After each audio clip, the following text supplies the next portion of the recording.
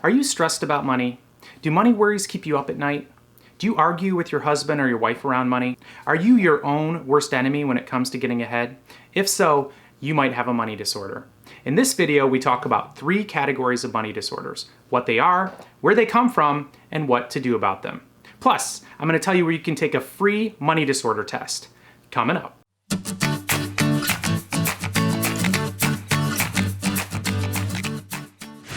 Hey there, I'm Dr. Brad Klontz.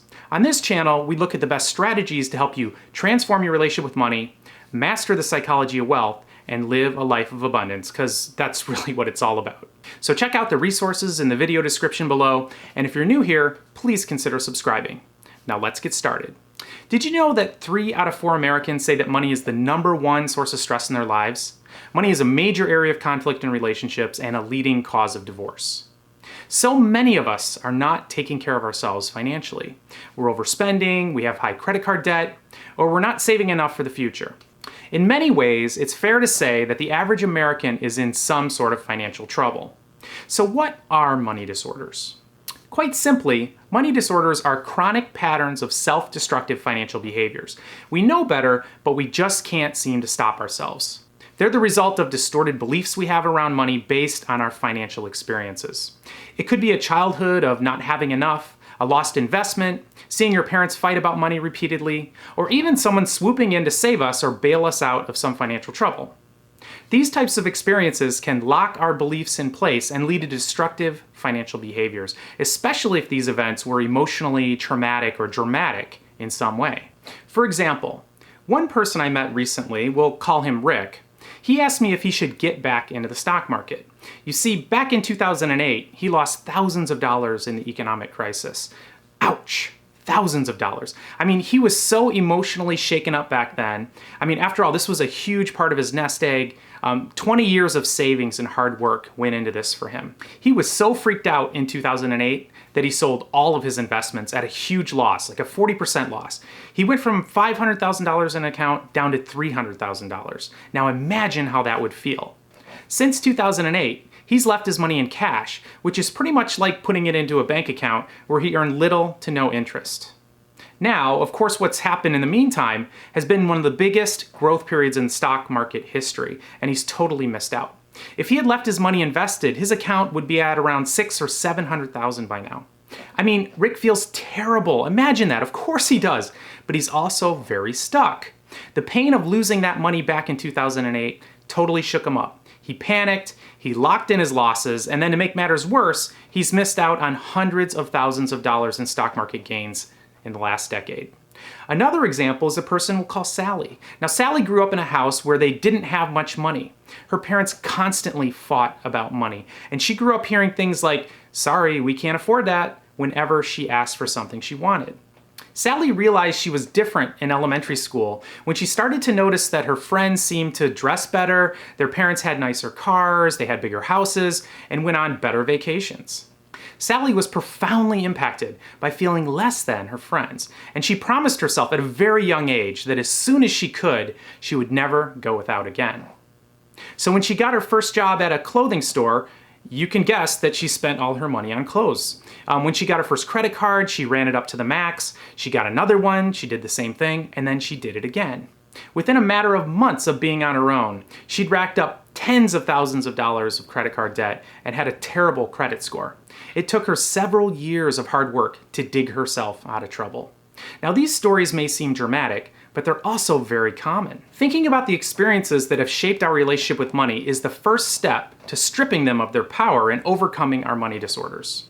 Then we can learn to identify our money scripts, spot them when they're creeping into our minds, and challenge and change them into healthier and more productive beliefs. In our book, Mind Over Money, Overcoming the Money Disorders That Threaten Our Financial Health, my father, Dr. Ted Klontz, and I talk about 3 categories of money disorders: money avoidance disorders, money worship disorders, and relational money disorders. Money avoidance disorders include things like underspending, where we're so anxious about money, we won't even spend on things we need and things we can afford. It's kind of like that classic Dickens character, Ebenezer Scrooge. Excessive risk avoidance is another money avoidance disorder. like the example of Rick, who lost his money in the stock market. Excessive risk aversion is where we're so afraid of loss that we sabotage our chances of making money before we even get started. Financial denial is another example of a money avoidance disorder. With financial denial, rather than face our money problems, we stick our head in the sand, we ignore our bank accounts, and we really try not to think about money. The second category is what we call money worshiping disorders. These involve an unhealthy desire to use money, the pursuit of money, or buying or even holding on to material possessions to meet our emotional needs. These include things like overspending, like with the example of Sally, or gambling addiction, or even hoarding disorder. It also includes compulsive buying disorder, which is an addiction to shopping, which can lead to major financial problems and even depression. Workaholism is another money-worshiping disorder. Now, this is something that I have struggled with my entire life, and something that my father struggles with and that my grandfather struggled with. It's a family legacy. Hi, my name is Brad, and I'm a workaholic. If left unchecked, workaholism has a terrible impact on people's health, happiness, and relationships with their spouses and children. The third category is what we call relational money disorders, and these are the ones that emerge in the context of our relationships with others. They include financial dependence on others, financial enabling others, which is giving financial help that hurts both the giver and the receiver. It also includes engaging in acts of financial infidelity, where you lie to your partner or spouse around financial issues or hide your spending. It also includes financial enmeshment, where parents share too much financial information with their children, which can leave kids feeling scared and insecure. These three categories of money disorders impact millions, and chances are you've either engaged in some of these behaviors yourself or you know someone who struggles with them. But the good news is that the basics of financial health really aren't that complicated, and we're all capable of mastering them, no matter who you are or where you're from. When you identify your money scripts and where they came from, you can challenge them, and you can overcome your money disorders and start putting healthy financial behaviors into place. For some, this knowledge and insight might not be quite enough. For these individuals, financial therapy or financial coaching might be needed to help get them unstuck and back on track.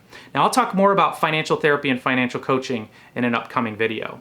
But for now, if you want to see if you're at risk of having a money disorder, you can take our free 53-item money disorder test.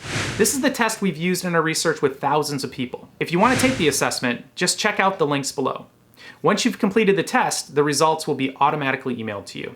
Question of the day: have you or anyone you've known ever suffered from a money disorder? If so, how did you see it impact them? Let us know below so we can all learn from each other. If you like this video and want to see more like it, please subscribe. See you next time.